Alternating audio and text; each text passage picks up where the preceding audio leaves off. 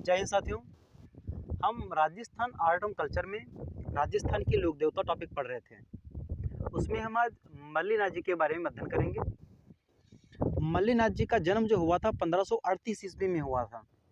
कभी कभी विक्रम संवत पूछ लेता है तो 1415 विक्रम संवत में हुआ था और 1538 ईस्वी में हुआ था। हुआ जन्म स्थान कहाँ है तो तिलवाड़ा बाड़मेर।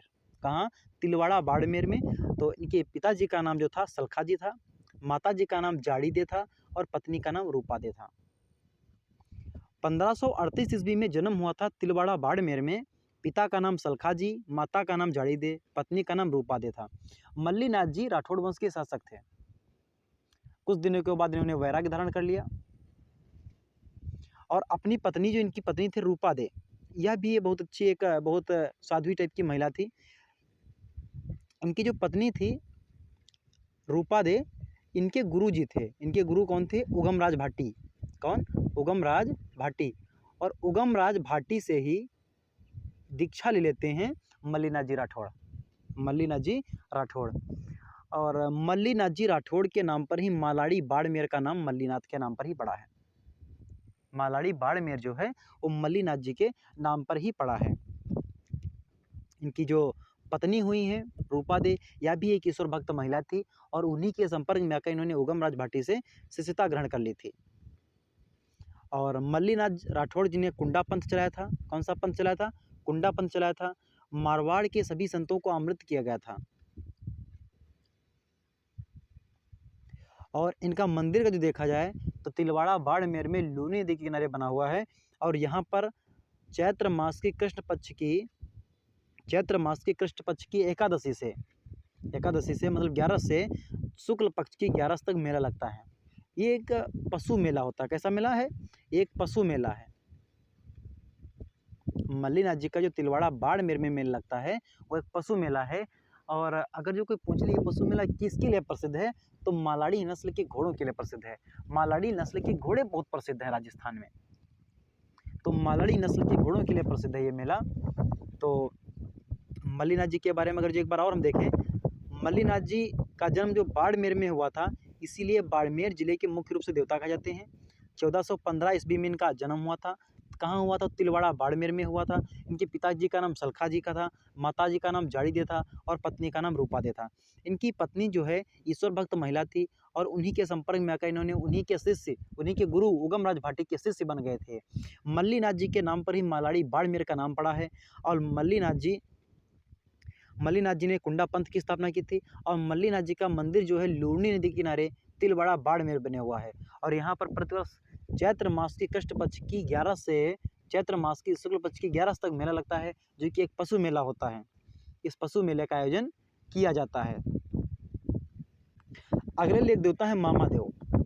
क्या है? मामादेव। ये राजस्थान में बरसात के लोक देवता कहे जाते हैं। अच्छा, इनकी कोई मूर्ति नहीं होती है। इनके एक लकड़ी का तोरण होता है। लकड़ी का तोरण होता है और उन्हीं की पूजा की जाती है। और यह तोरण गांव के बाहर मुख्य सड़क पर रखा जाता है और वहीं पर इसकी पूजा की जाती है। और इनको प्रसन्न करने के लिए भैंसे की बलि दी जाती है। इनको प्रसन्न करने के लिए किसको? मामादेव को, जो राजस्थान के बरसात के देवता हैं। इनको प्रसन्न करने के लिए भैंसे की बलि दी जाती है। इनकी मूर्ति की पूजा नहीं होती है, इनका तोरण की पूजा होती है।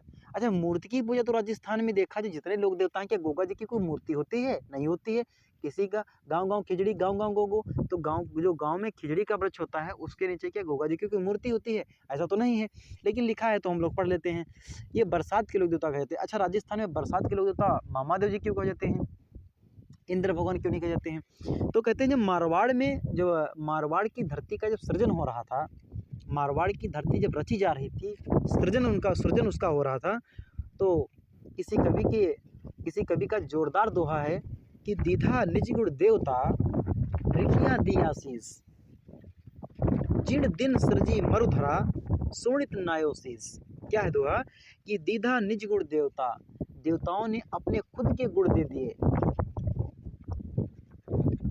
और रिखियाँ दी आशीष, और रिखियाँ मतलब ऋषियों ने आशीष दिया, अपना आशीर्वाद प्रदान किया।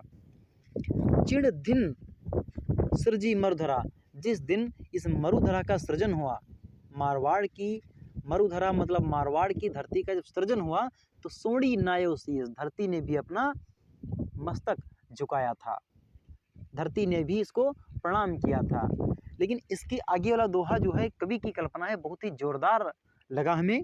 वो है कि दीधा नहीं जो देवता, क्या कह रहे हैं कि दीधा नहीं जो देवता, लुंठा पण ही लेन, इंद्र भाग्यो आतरे अवलग वर्षाहीन। कि देवताओं जो नहीं दिया, देवताओं ने जो नहीं दिया, पहले देवों में क्या कह रहा था कि देवताओं ने अपने सारे गुण दे दिए, ऋखियाँ दी आशीष और ऋषियों ने आशीष दिया। दूसरे दोहे में कह रहा है कि दीधा नहीं जो देवता, कि देवताओं ने जो नहीं दिया, लुंठा अपन ही लीन, उसे जबरदस्ती छीन लिया हम लोगों ने, मारवाड़ के लोगों ने उसे जबरदस्ती छीन लिया। और इंद्र भाग्यो आतरे, इंद्र डरकर भाग गया, अवलग वर्षाहीन, इसीलिए आज तक बारिश नहीं, वर्षा राजस्थान में नहीं हो रही है, मारवाड़ में नहीं हो रही है। इसका कारण यही है। तो इसीलिए मामा देव बरसात के देवता कहे जाते हैं, इंद्र भगवान बरसात के देवता नहीं कहे जाते हैं। एक ये रूपनाथ जी, रूपनाथ जी को हिमाचल प्रदेश में बालकनाथ के रूप में पूजा जाता है। अच्छा, मामा देव का एक मंदिर देख लीजिए सैलोदड़ा सीकर में, प्रमुख मंदिर। बाकी तो इनके हर गांव के बाहर जो मेन रोड होती है वहाँ पर उसका मंदिर होता है, वहाँ पर उनका तोरण होता है, उसकी पूजा होती है। लेकिन एक मंदिर सैलोदड़ा सीकर में इनका बना हुआ है। ये रूपनाथ जी, रूपनाथ जी को हिमाचल प्रदेश में बालकनाथ जी के रूप में पूजा जाता है। रूपनाथ जी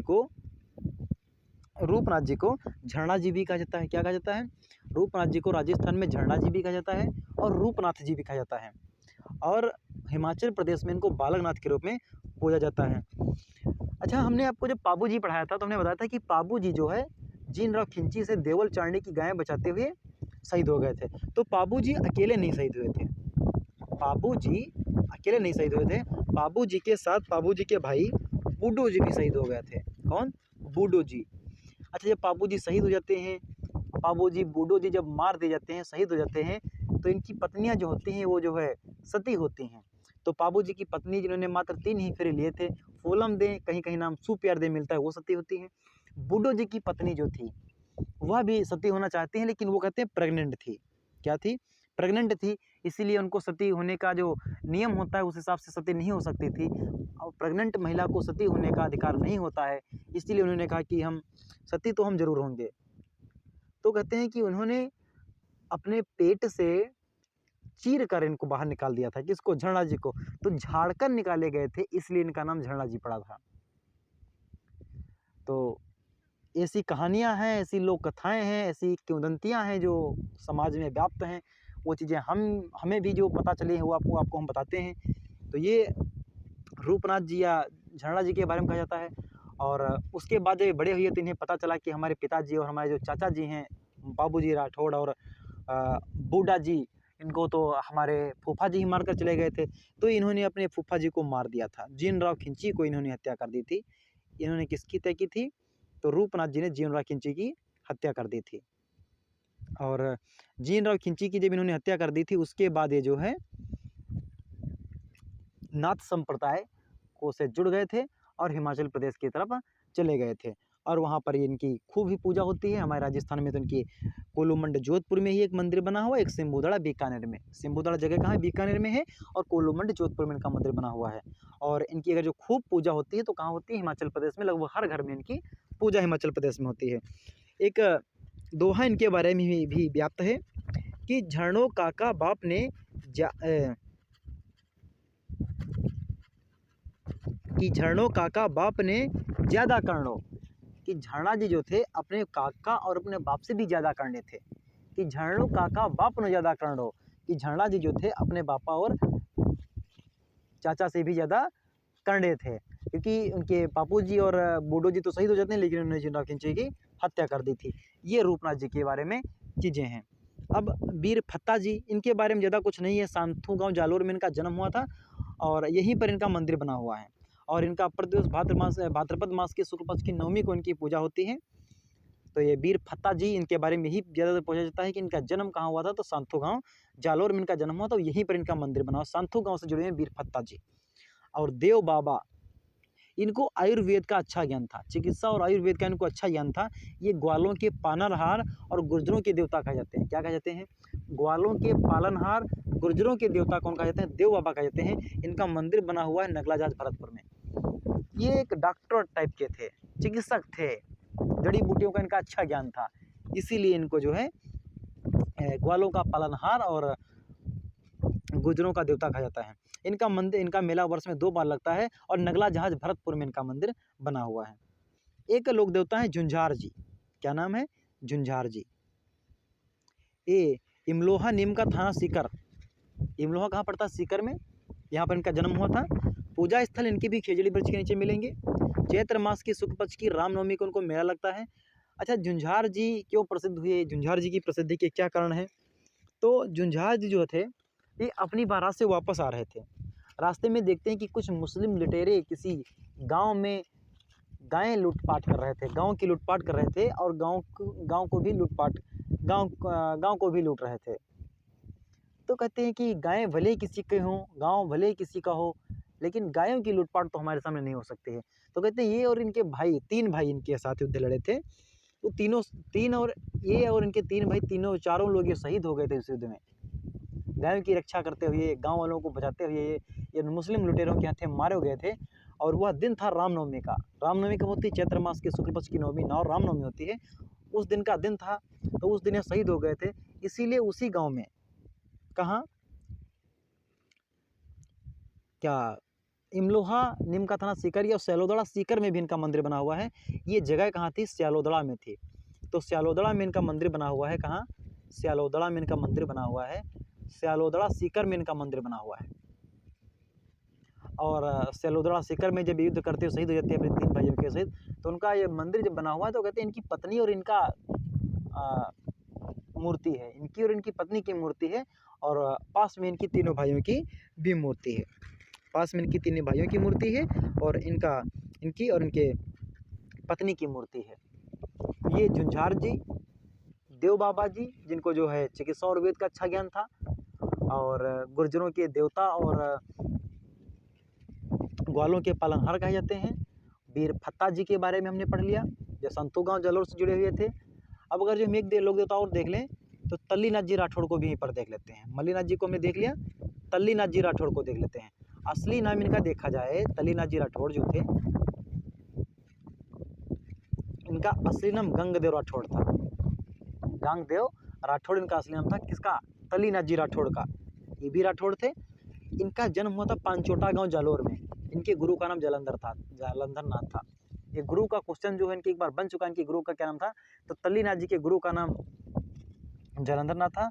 अच्छा, एक चीज़ याद रखना कि मल्लीनाथ जी, तल्लीनाथ जी का कहीं कहीं से दूर दूर तक संबंध नहीं है। ये दोनों क्वेश्चन अलग अलग बनेंगे जब बनेंगे भैया, कि तल्लीनाथ जी का जन्म कहाँ हुआ था? तो पांचोटा गांव जालोर में हुआ था।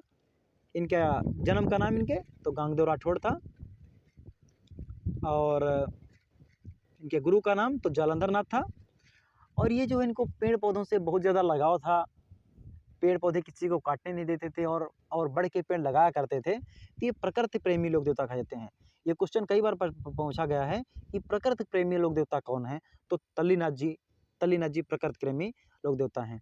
इनकी जो है पांचोप गांव जालोर में, वही जहाँ इनका जन्म हुआ था, वहीं पर इनकी पांचोप गांव जालोर में इनकी अश्वरोही प्रतिमा है। अश्वरोही मतलब घोड़े पर सवार इनकी प्रतिमा बनी हुई है इनकी।